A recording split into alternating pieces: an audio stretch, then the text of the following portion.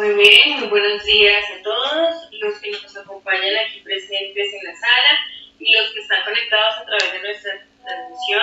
Hoy tenemos el honor de presentar a nuestra periodista, María Isabel Mena García, de la Universidad del Valle, Colombia, profesora del Departamento de Historia de la Universidad del Valle, licenciada en Historia por la misma universidad, magíster en Investigación Social Interdisciplinaria por la Universidad Distrital Francisco José de Caldas, doctora en Ciencias Sociales por la Universidad Pablo de Olavide en Sevilla, España, con mención cum laude, coordinadora del Movimiento Pedagógico de África en la escuela.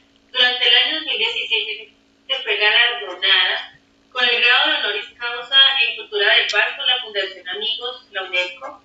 Recibió el Guachipé de Oro por la Fundación Colombia Negra. Le otorgaron el premio de investigadora de excelencia de la Universidad Distrital.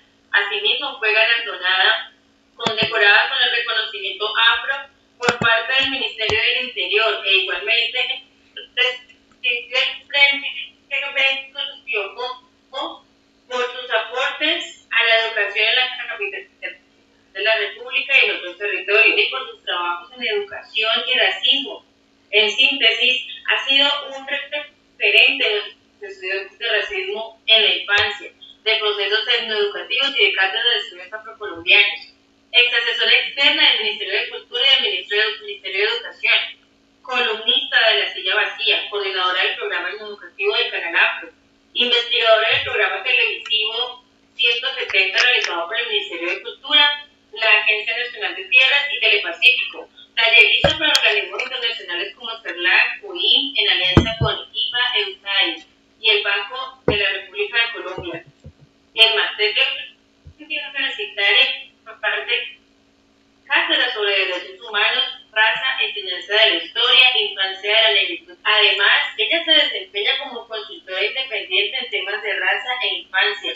Entre sus muchas publicaciones vamos a destacar algunas de las más recientes, que son Racismo de Infancia, aproximaciones a un debate en el decenio de los pueblos negros afrodescendientes, la ilustración de las comunidades negras, textos escolares para la enseñanza de la historia en Colombia, color, piel y sufrimiento racial, el prolongado debate sobre la raza en Colombia, lenguajes incluyentes, memorias de África en la escuela, del camino recorrido a una escuela libre de racismo, el color de la escuela, propuesta para la construcción de lineamientos para la enseñanza de la historia de África y sus descendientes en Colombia, andaliegas y luchadoras, narrativas de resistencia de líderes sociales del Chocó,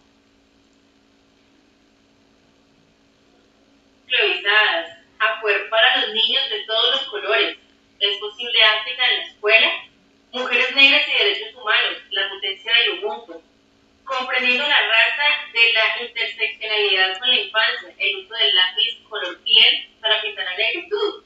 Había una vez unos niños y niñas multicolores. Estos entre muchas otras publicaciones y producciones de nuestra ponente hoy invitada, quien nos va a deleitar hoy con su ponencia llamada Retos y desafíos para la implementación de la historia de África en la escuela, un debate diaspórico. Bienvenida a nuestra doctora María Isabel Mena desde la Universidad del Valle, Colombia. Adelante, doctora. Bueno, muchísimas gracias. Ya empieza uno como a asustarse cuando leen tanta cosa y uno dice, de verdad que, como diríamos en Colombia, hemos dado lona, ¿no? Entonces, muchísimas gracias por la invitación. Doble honrada de participar en un evento de esta naturaleza, de esta talla, donde la Argentina es un país hermano como México, y por supuesto a todos los colegas y personas que han compartido sus reflexiones a lo largo de estos días del evento. Yo voy a permitirme hacer una presentación para encuadrar un poco lo que acaba de señalar Claudia, que no es otra cosa que el reconocimiento de muchos actores, de muchas personas que han acompañado durante muchísimo tiempo el camino recorrido que hemos hecho con distintos personas, instituciones, instancias. No sé si están viendo mi presentación, si se escucha todo bien. Perfectamente, mi doctora.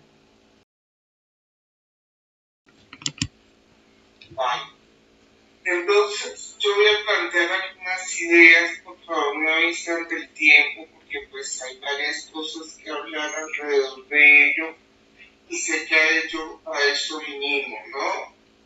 Plantearnos cuáles son los retos como nación y como países hermanos. Sé que México está empezando a hacerse la pregunta de autorreconocimiento en el censo de poblaciones, esta especie de medición y primera, digamos, acercamiento a las complejidades de un África que llegó hace 1500 años y que hoy requiere que sintamos que realmente esto está aquí, que no es un tema lejano y que nos compete como nación completar el rostro todavía de aquellos que nos faltan.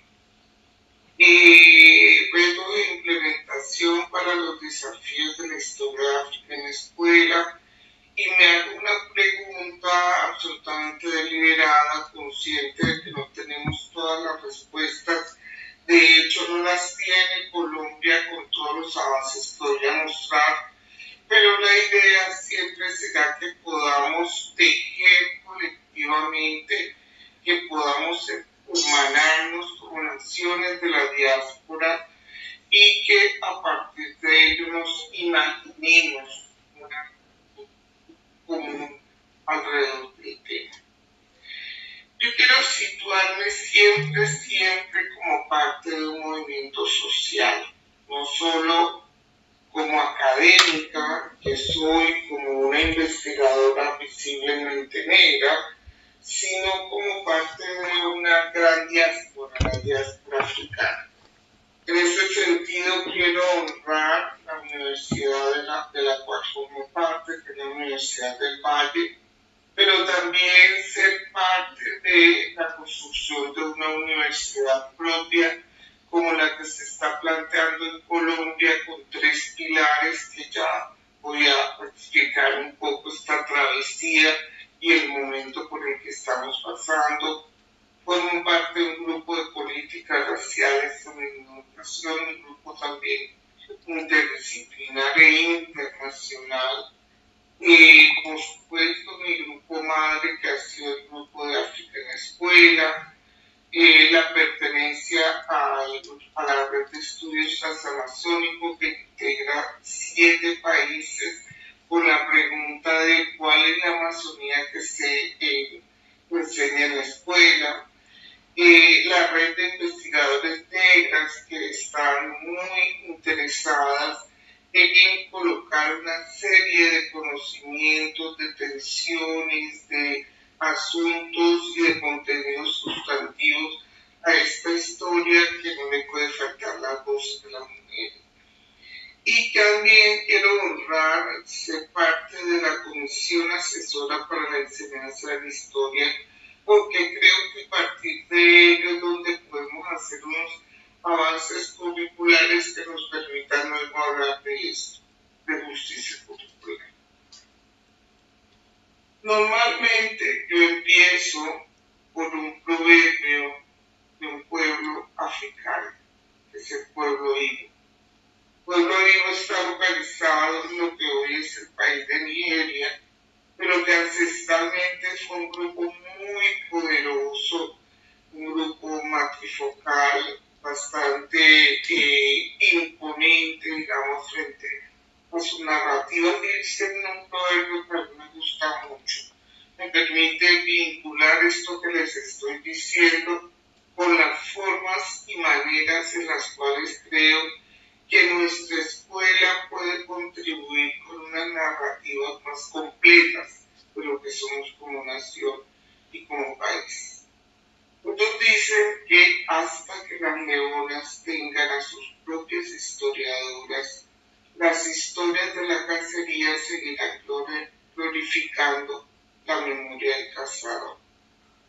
Me permite entonces marcar unos tiempos, unas líneas de tiempo donde nos sintamos comprometidos con unas narrativas que en la escuela se repiten y se reproducen, a veces sin mucha reflexión, y donde voy a tocar algunos de los elementos que sé que son objeto de un gran debate en un país como México y en otros países. Por eso la pregunta de si somos diáspora en estos debates y hasta dónde tenemos hilos comunes en las polémicas y en las deliberaciones que tenemos a instalar una sola historia o múltiples historias de los pueblos cuando ellos son reproducidos en las escuelas, ¿no? Y ese es un primer elemento.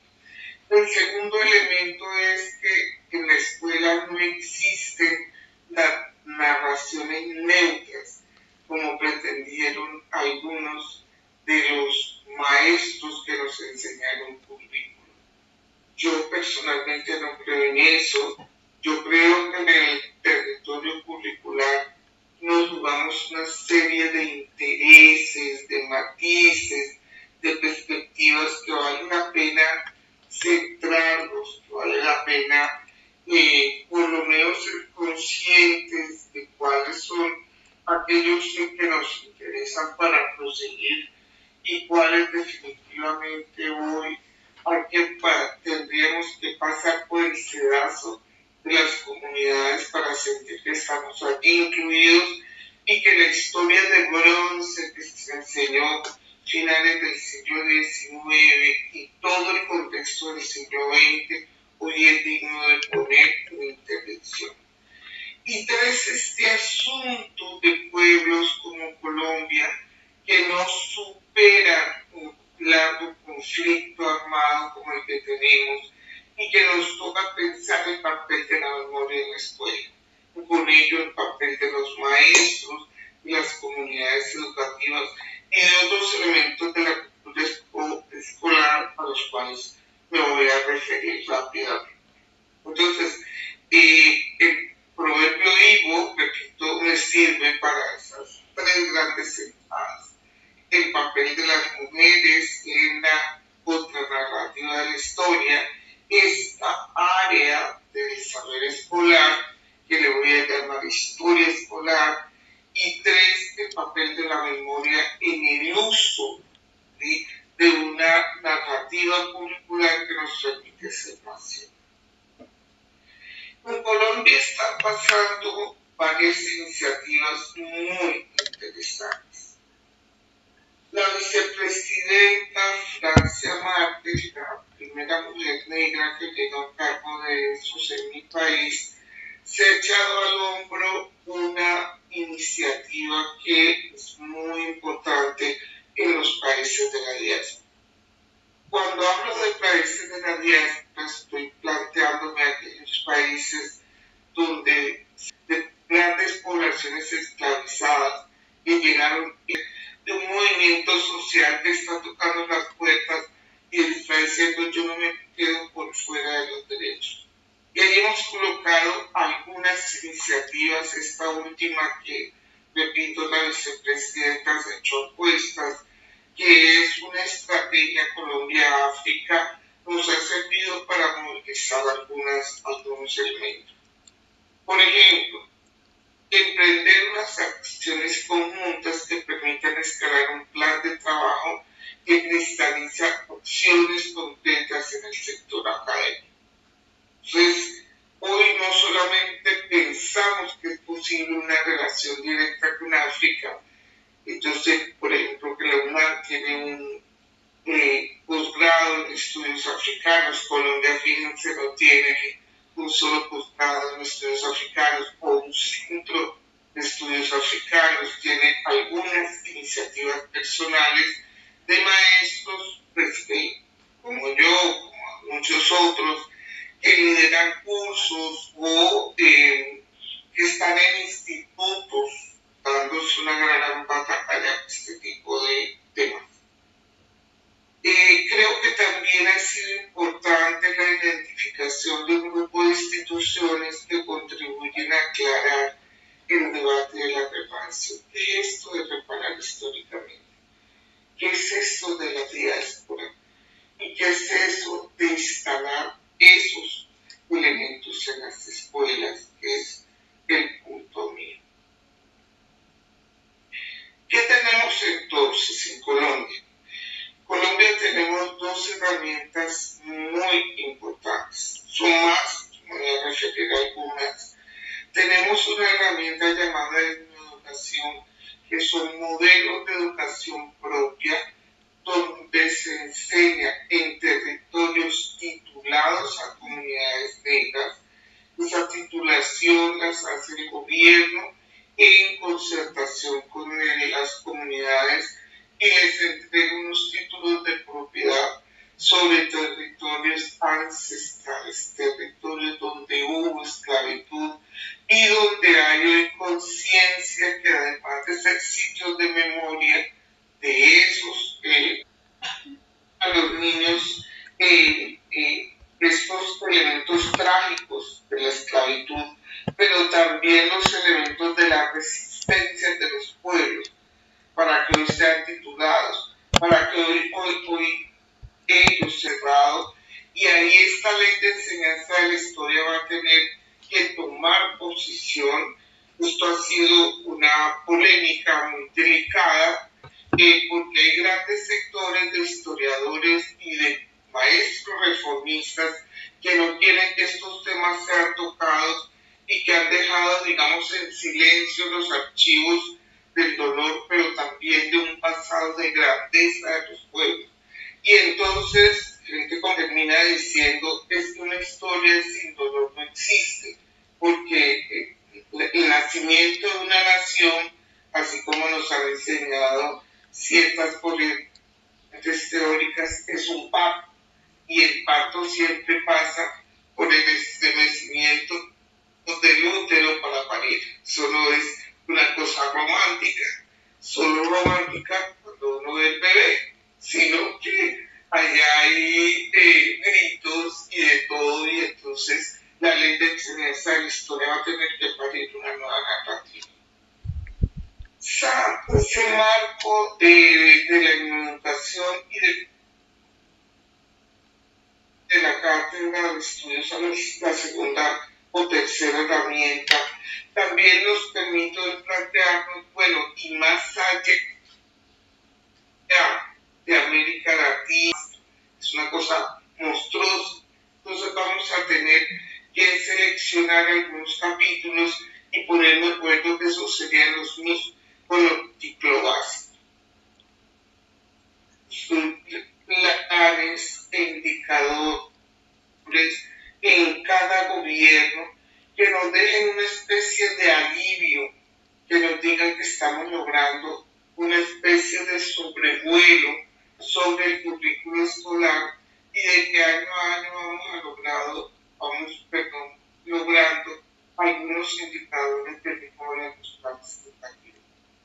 Mi país, con una crítica absoluta, festejo que se llama el Día de la Afrocolombianidad. Día de la Afrocolombianidad se fijó en Colombia en la ley de abolición de la esclavitud. Entonces, cada escuelas que se han movilizado solamente a festejar de una manera muy simple, de una manera alegre, caricaturesca.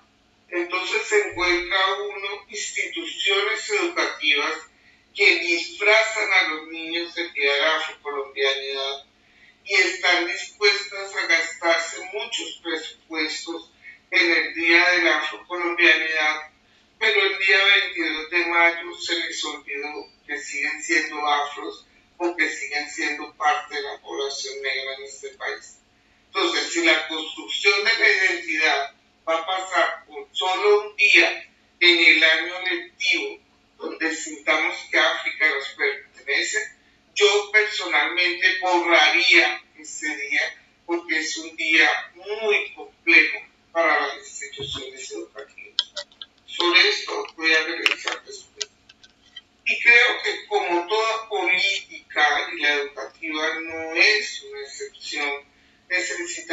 evaluaciones, necesitamos evaluar. Y esto va desde evaluar al presidente y su política de turno hasta evaluarnos también como esas poblaciones con las cuales se ha concertado una política educativa.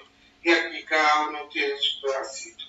Evaluar a los expertos y el papel que han jugado en la producción de esa contranarrativa, evaluar historiadores que hoy siguen siendo reformistas, a pesar que las comunidades quieren, desean y necesitan construir unos indicadores un poco más chatos y alternativos para ver sus propósitos hechos realidad. Por ejemplo, y aquí pues creo que estén viendo esta diapositiva, deberíamos estar volcados, y me alegra mucho una noticia que vi en México, donde ustedes distribuyen textos gratuitos para la educación básica. Colombia no hace eso de una manera masiva, tenemos otro tipo de modelo con la entrega de textos y manuales escolares. Y en todo caso, para mi tesis de maestría, yo evalué textos escolares para una editorial y con eso también contribuí con un grano de arena a decirle a las comisiones donde participan las comunidades que tomar los textos que tenemos y someternos al escrutinio. Y entonces no todo texto que tenga sello oficial nos sirve para la dignidad histórica. Los textos, como todo documento producido por los seres humanos, tienen que ser dignos de pasarlos por el sedazo y por la mirada, tanto de expertos comunitarios como de expertos académicos, que toman estas grafías, que toman estas iconografías y dicen, bueno, no es suficiente, o tenemos que rediseñarlos, o tenemos que adecuarlos, o tenemos que eliminarlos, ¿sí? Ahí hay varias opciones y entradas. Estos fueron textos de circulación masiva entre el año 2010 y 2016. Así se representaba. Yo dejé de revisar textos de la era digital porque creo que aquí hay grandes cambios, pero grandes permanencias de imágenes y de discursos en manuales escolares que deberían ponernos ante alertas importantes sobre qué les llega, sobre qué mensajes, sobre qué grafías, sobre qué elementos visuales llegamos a la escuela. ¿Sí? Y creo que, como decía al iniciar esta conversación, aquí no hay nada neutral. Estas imágenes fueron colocadas con fines ilustrados y ni más faltaba que algunas comisiones de trabajo que se van a encargar del rediseño o la adecuación de los textos de educación gratuita y el Estado no sea responsable de lo que va a llegar a las escuelas. Y ahí les deseo muchísima suerte, que es de largo alcance y por lo mismo hay que empezar de una la tarea. Y yo creo que allí necesitamos la voz de los gestos. No basta con que la gente diga si se siente satisfecha o no. Me parece muy importante si un padre de familia dice, pues yo no quiero que se represente a mi comunidad así, yo lo quisiera así, yo quisiera que ese codo no fuera tan largo, yo quisiera que esa imagen no fuera tan oscura, yo quisiera que mi hijo viera una imagen más proporcionada de las comunidades, o quisiera que la negociación de un texto y de un manual escolar nos faltaran más proporciones de mujeres, por ejemplo, de mujeres en la independencia. Todo eso serán negociaciones en las cuales les deseo muchísimos éxitos, porque de ello va a depender una nueva generación de libros, una que se ponen al alcance de los niños y las niñas, y eso no es cualquier discusión. Conceptualmente, ¿qué nos sirve hoy? ¿Qué creo yo que nos sirve? Nos sirve pensarnos este asunto de qué es lo panafricano y qué es lo afrocéntrico para enfrentar una nueva lectura de textos y manuales escolares. Y aquí no estoy diciendo que nos sirva una sola noción ni una sola corriente teórica.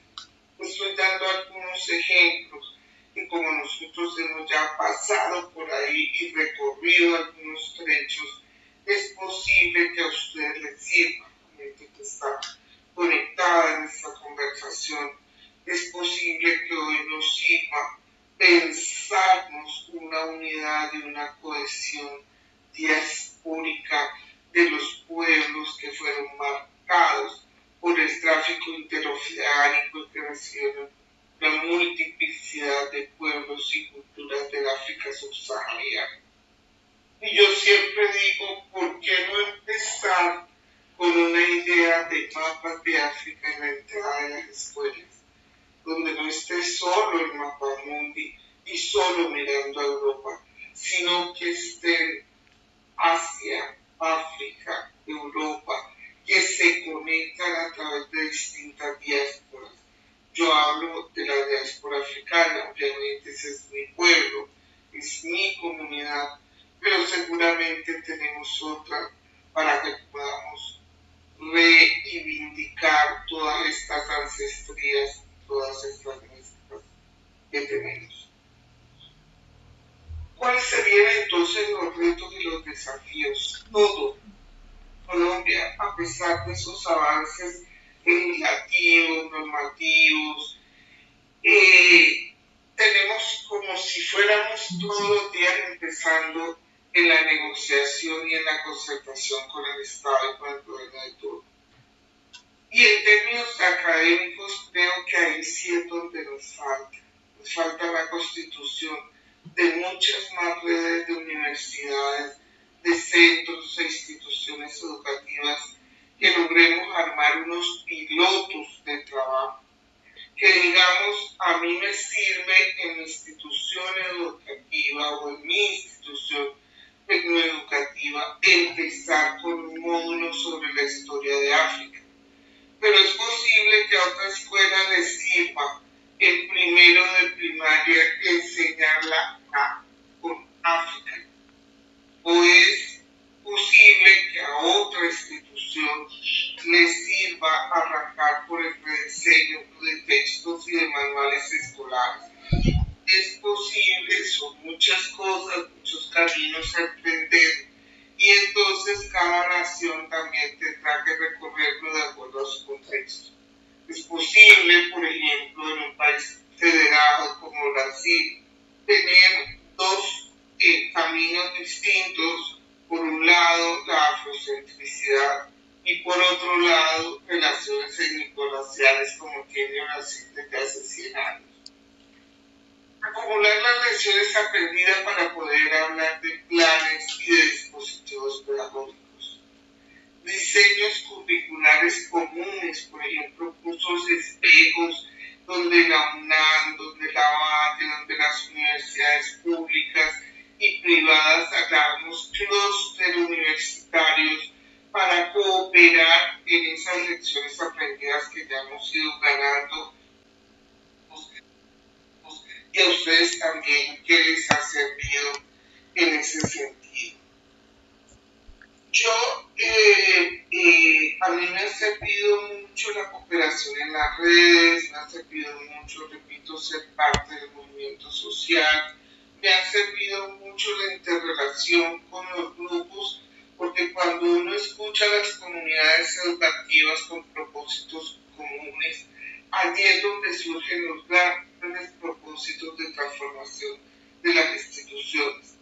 La escucha a las comunidades, las campañas de sensibilización que no se refieren a un solo día, sino que son permanentes en las instituciones educativas, que haya garantías del Estado en la implementación normativa o de las leyes, que haya diálogos sistemáticos, por eso insisto, sistemáticas con las comunidades sobre África en la escuela de una, sin tapujos, sin penas.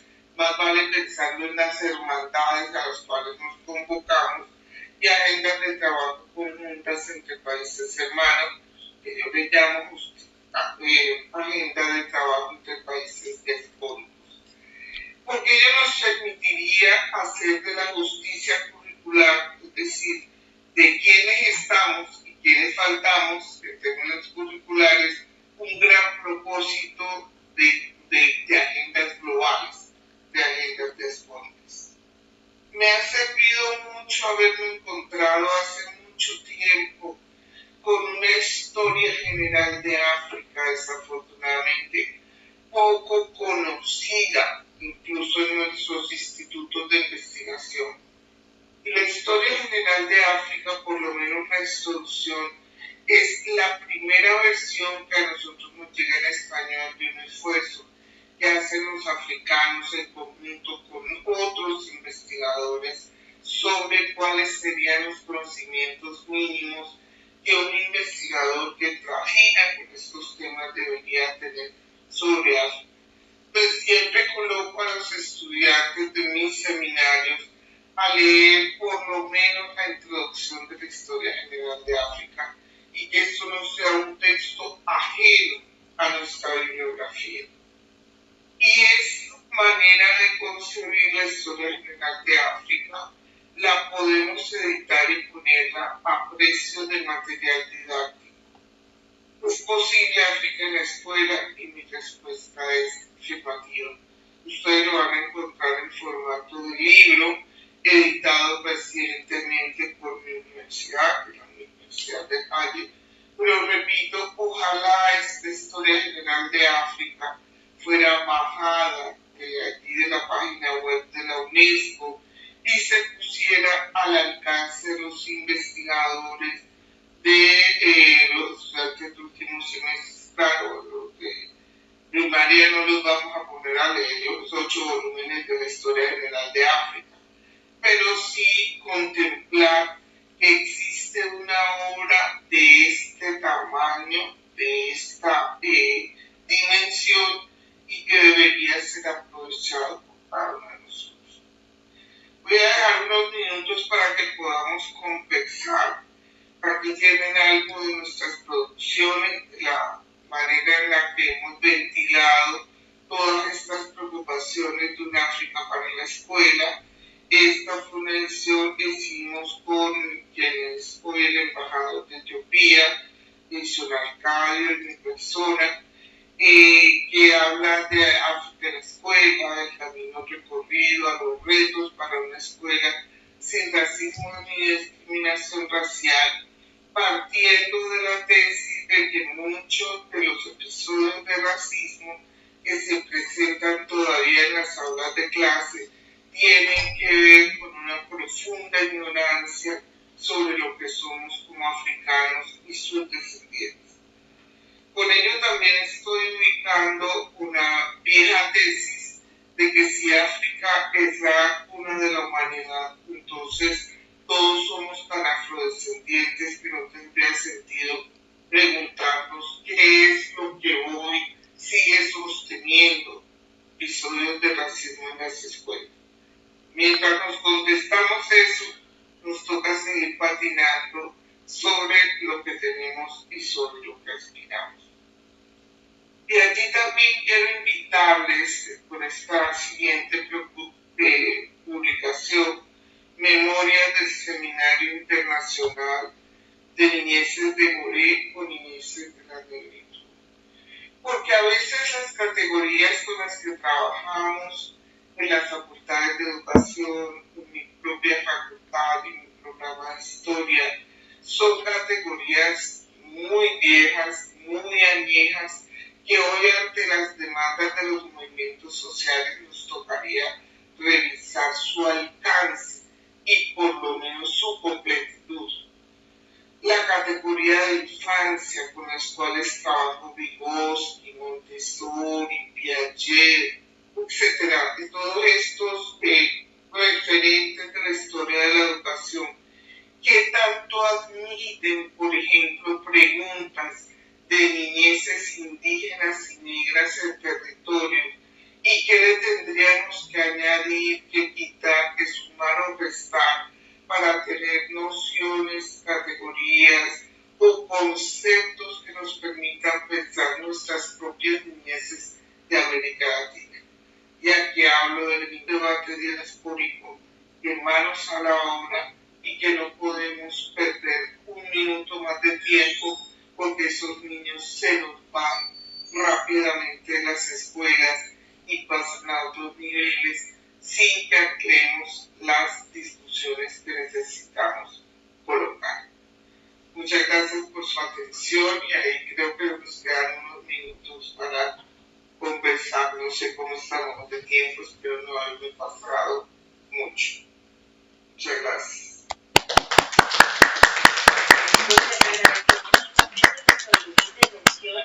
Esta fue una discusión que quedó también abierta ayer en la mesa que tuvimos sobre África, donde discutíamos precisamente también esas cuestiones de la justicia curricular. Es un honor escuchar todos sus aportes. Sabemos que es necesario que sigamos hablando y discutiendo estos temas, pero la importancia de conocer y reconocer esas epistemologías africanas, esa historia africana que haga parte de nuestro currículo escolar. Esa invitación que se nos deja abierta a que los sujetos encargados de la educación en Colombia, maestros, estudiantes, comencemos a movilizarnos alrededor de seguir discutiendo eso en la escuela para que logremos que nuestras voces resuenen y así podamos permear y lograr una verdadera transformación y reestructuración del currículo escolar para que nuestra cátedra de estudios afrocolombianos, nuestra historia africana, no sea solamente un contenido anexo a las clases y a los DBA o a los estándares que tenemos en este momento en la educación colombiana, sino que verdaderamente le demos un lugar privilegiado y central a lo que es nuestra historia africana, porque como usted bien lo dijo, todos somos afrodescendientes, todos somos África, y qué lindo sería que lográramos que el discurso educativo también creyera y defendiera este lugar de la afrodescendencia. Agradecerle enormemente, doctora, y dejar en este momento el espacio abierto para preguntas o comentarios de los asistentes, de quienes están en sala o quienes están en conexión por nuestra transmisión en vivo. Adelante.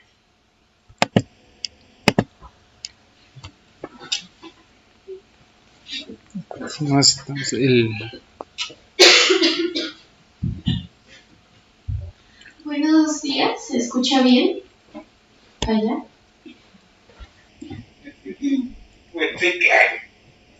Buenos días, soy Regina Domínguez, soy aquí egresada del Colegio de Pedagogía y actualmente doy clases a nivel secundaria y preparatoria, lo que ustedes lo conocerían como bachillerato y pues, para entrar a la licenciatura. Y justamente, pues aquí en México, la verdad, no hay mucho, o al menos no se ha hecho un trabajo a largo plazo, hablando sobre la enseñanza de África y nuestra historia con ella. Desde hace menos de 10 años empezó nuevas políticas educativas, becas, ayudas económicas, sobre todo a nuestras poblaciones africanas, sobre todo en la costa de Veracruz, Guerrero, Oaxaca, pero pues evidentemente todavía está muy en pañales, está dando sus primeros pasos. Sin embargo, la política mexicana que busca darles toda esta presencia tanto a los alumnos como la presencia de los temas de África en nuestras escuelas, pues está sumamente influenciada por la política educativa que hay en Colombia, ¿no? Incluso si analizamos el texto que se publicó aquí en México y en una de mis clases y nos dimos cuenta, la profesora nos señaló que literalmente es palabra por palabra la política que ustedes tienen a comparación con la nuestra, la única cosa que cambiaron es cambiar Colombia por México y mexicanos por colombianos, ¿no? Y por ende, pues también, aunque evidentemente las políticas, pues es solo el papel y la práctica es otra cosa totalmente diferente, pues sí se nota un pequeño avance, ¿no? Sobre todo, por ejemplo, ayer se comunicó que la directora de lo que usted comentaba, la directora del diseño de los textos educativos aquí en México, va a ser una mujer con ascendencia indígena y africana.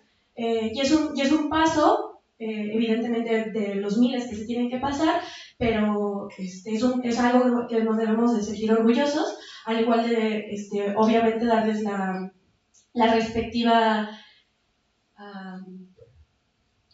peso que también formó Colombia a formar parte de este diseño tanto político como político educativo. Sin embargo, pues la enseñanza ahora sí de la historia de África y nuestra historia colectiva en las clases es otra historia, ¿no? La única vez o las únicas veces que vemos historia de África pues es inmediatamente antes de entrar a la universidad, o al menos en el caso de si quiere uno entrar aquí a la UNAM, solo se le dan, si está bien, 1 o 2 clases a los chicos sobre historia de África y sobre todo enfocado a las independencias que se dieron al lugar en el siglo XX. Y aunque pues es evidentemente es un lugar que se debe de ocupar, pues bajo mi perspectiva debería de ser más, muchísimo más, ¿no? Pero a mí me gustaría que usted como maestra, como afrodescendiente, como mujer negra, me gustaría que usted también nos diera un mensaje a las generaciones que están apenas enterándose de todas estas relaciones que tenemos tanto con el continente africano como entre nosotros, los latinoamericanos. Me gustaría que pudiera o que nos diera un mensaje hacia estas nuevas generaciones que son los primeros en recibir todas esta información sobre la historia de África y nuestras relaciones comunales, para de alguna manera decirles algo más allá de lo que se espera del currículum, que es algo, pues sí, al final de cuentas muy pequeño. Muchas gracias.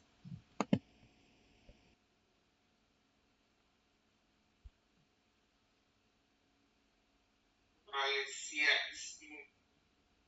quieres que intervenga o hay otra intervención. Hay otra. ¿Cómo estamos en sala, Gonzalo? ¿Tenemos otra intervención o le damos palabra a la doctora? ¿Otra pregunta? ¿Que si hay otra pregunta en sala o que conteste la doctora Donald? No. Adelante, doctora, por favor. Ok, bueno, es una intervención muy acertada porque tenemos historias comunes, pero también historias distintas. El solo hecho de que ustedes tengan un material obligatorio y gratuito para todas las escuelas en México ya nos coloca en una situación distinta. Por ejemplo, yo fui invitada a una comisión de selección de manuales escolares en Brasil. Y Brasil lo que hace es tener texto obligatorio y tener texto para maestros, que son los guías de esos textos obligatorios. En el caso de Colombia, nuestros textos los manejan en las editoriales. En los colegios públicos está prohibido pedir textos, ¿verdad?, de carácter obligatorio. Por lo tanto, queda a discreción de cada institución con qué maneja su currículum. Eso a nivel de texto, para situar una de las entradas posibles. Si yo fuera un actor de la política educativa hoy y me hacen una pregunta tan gigante como la tuya, yo diría, pues arranquemos con varias entradas, en el entendido que yo no puedo lanzar textos escolares sin formar a los maestros en esos textos, porque puede pasar que esos textos se queden en las bibliotecas escolares, en el mejor de los casos, y no lleguen a ser usados por los niños y las niñas, o de que repitan falsedades y errores con los cuales luego tendríamos que cargar y corregir los límites. Es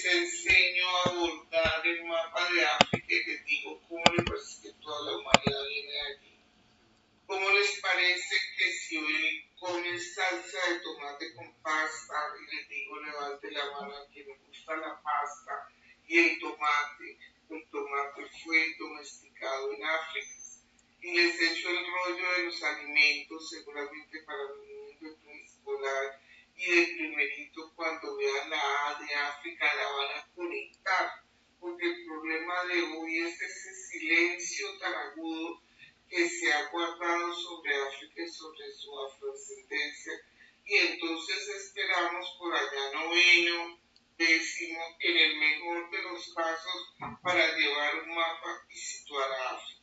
Entonces, privando a los niños de entender qué es eso.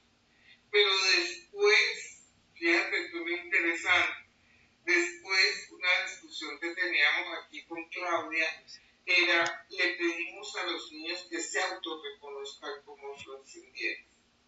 Sí, de la nada, del vacío, le decimos, ¿y a ti qué es lo que te identifica? Pues es que es muy complicado porque toda la escuela funciona borrando a África y los contenidos afrodescendientes de su pasado, de su presente y de su misión y visión.